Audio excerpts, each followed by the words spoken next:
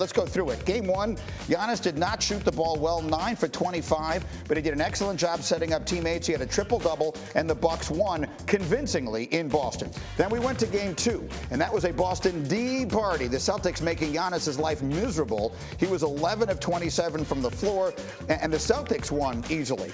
Then we went back to Milwaukee, and game three Saturday was unbelievable. We had it for you on ABC. Giannis, spectacular, 42 points. And then the game ended in ridiculously dramatic fashion. This tip-in by Al Horford right there came about a tenth of a second too late, and the Bucks held on to win. Giannis averaging 31 points, 11 boards, 9 assists in the series. Jason Tatum, meanwhile, looking to bounce back. He shot just 21% from the floor in game three, his second lowest in a playoff game in his career. A quick thought on that, if I can, from my Dookie here. I mean, Jason Tatum, who has emerged as a superstar in the NBA. He is a lot of people voted for him first team All-NBA. That was a stunningly bad performance from him on Saturday, yes? Yeah, it was. But there's a bigger point here, Greeny. I really do think the NBA got it wrong with the Marcus Smart foul.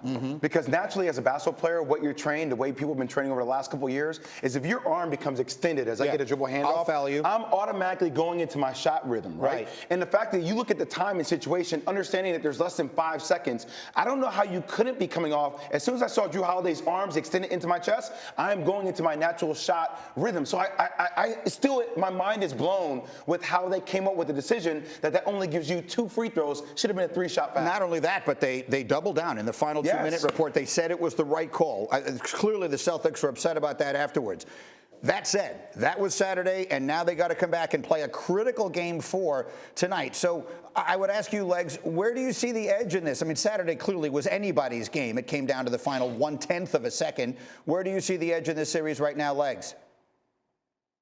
Edges with Milwaukee. I thought they were going to win the series going in. And here's something you need to look at. Look at game one. Giannis Antetokounmpo, by his standards, was not very good in game one, and he was by far the most dominant player on the floor.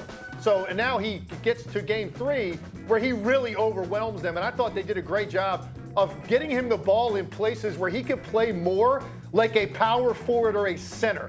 I always give him credit because he's basically like a center with a handle, because he plays point guard a lot for that team.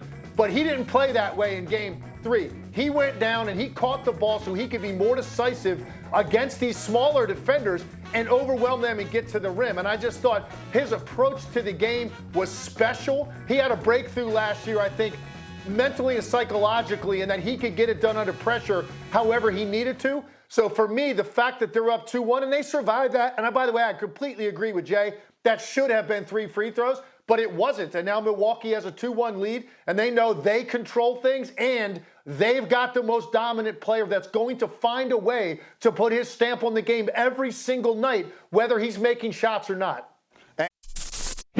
Thank you for watching ESPN on YouTube. For live streaming sports and premium content, subscribe to ESPN+.